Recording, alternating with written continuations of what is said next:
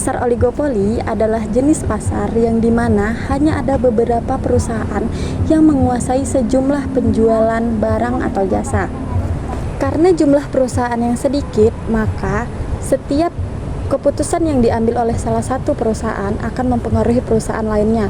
Misalnya, jika satu perusahaan menurunkan harga, maka yang lainnya akan cenderung mengikuti untuk tetap bersaing.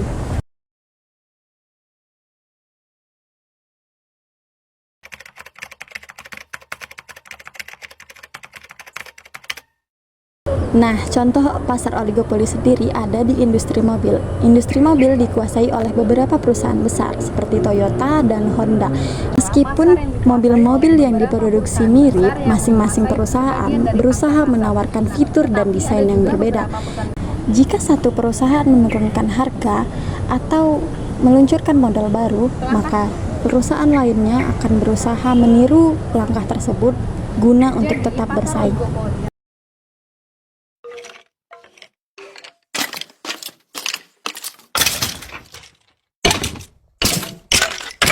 Nah, jadi pasar oligopoli ini adalah pasar yang dikuasai oleh beberapa perusahaan besar yang bersaing dan juga ada perusahaan kecil yang ikut bersaing di dalamnya. Tetapi satu keputusan dari perusahaan besar ini dapat langsung mempengaruhi keputusan perusahaan-perusahaan lainnya. Nah, barang yang dihasilkan di pasar oligopoli ini bisa standar seperti baja, aluminium, dan juga semen, tetapi bisa juga variatif seperti produk telekomunikasi, produk otomotif dan elektronik dengan desain dan fitur yang berbeda untuk menarik konsumen. Nah, dari segi harga, perusahaan-perusahaan ini memiliki kekuatan yang berbeda-beda. Jika satu perusahaan ini menurunkan harga, maka konsumen akan cenderung langsung beralih ke produk tersebut. Dan perusahaan-perusahaan besar juga dapat bekerja sama untuk menstabilkan harga di pasar sesuai dengan keinginan mereka. Nah, hambatan-hambatan yang masuk juga cukup tinggi seperti hak paten yang membatasi para pesaing baru dan juga modal yang sangat tinggi dan juga biaya promosi dan iklan yang sangat besar untuk mempertahankan produk mereka agar tetap dikenali dan diminati oleh konsumen.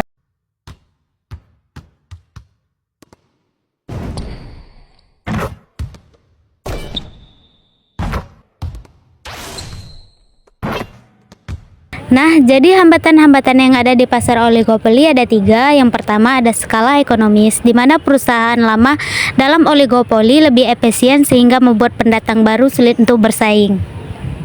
Yang kedua ada biaya produksi yang berbeda, di mana biasanya perusahaan baru cenderung memiliki biaya produksi yang lebih tinggi dibandingkan perusahaan yang lama.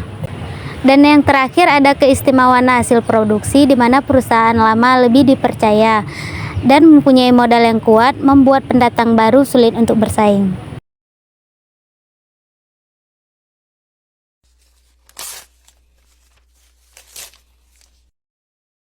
Nah, di mana perusahaan ini menentukan harga untuk menjaga kestabilan dan menghindari persaingan yang merugikan. Misalnya, suatu perusahaan besar menentukan harga yang kemudian diikuti oleh perusahaan lainnya, sehingga tidak terjadi persaingan yang sangat sengit.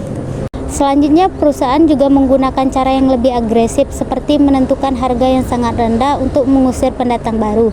Selain itu, mereka juga biasanya memberikan promosi atau membedakan produk mereka agar lebih menarik bagi konsumen.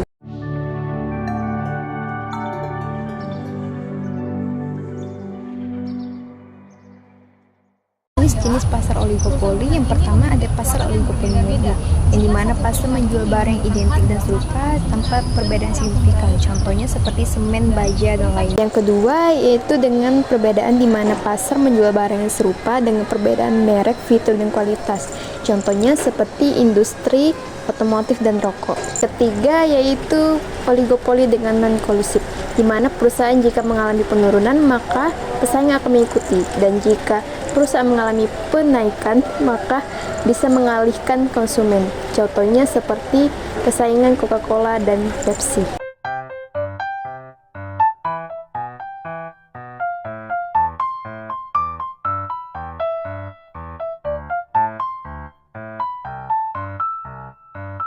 Kelemahan pasar oligopoli yaitu memiliki tantangan seperti potensi perang harga yang tinggi akibat kekuatan perusahaan dalam menentukan harga, loyalitas pembeli terhadap merek tertentu, membuat perusahaan baru sulit bersaing, ditambah dengan hak royalti yang membatasi perkembangan produk serupa. Kelemahan pasar oligopoli yaitu memiliki tantangan seperti potensi perang harga yang tinggi akibat kekuatan perusahaan dalam menentukan harga. Loyalitas pembeli terhadap merek tertentu membuat perusahaan baru sulit bersaing, ditambah dengan hak royalti yang membatasi perkembangan produk serupa. Jadi, kesimpulan dari pertanyaan siapa yang mengendalikan harga di pasar oligopoli ini tentu saja jawabannya tidak sederhana, karena perusahaan besar memiliki kekuatan besar karena pesaingnya terbatas, dan keputusan dari satu perusahaan seperti menurunkan harga bisa memaksa pesaing ikut menyesuaikan strategi mereka. Namun, perusahaan-perusahaan besar ini tidak jarang diam-diam menjalin kerjasama dengan membentuk kartel. Melalui strategi ini, mereka dapat mengatur dan mempertahankan harga tetap tinggi di pasar sehingga menciptakan kondisi yang saling menguntungkan bagi mereka. Tetapi di Indonesia sendiri, pemerintah berusaha membatasi praktik ini lewat Undang-Undang Nomor 5 Tahun 1999 yang mencegah monopoli dan persaingan tidak sehat. Tapi efektivitasnya masih menjadi tantangan di tengah dominasi perusahaan besar. Jadi, pengendalian harga di pasar oligopoli bergantung pada strategi bisnis, regulasi pemerintah, dan kesadaran konsumen.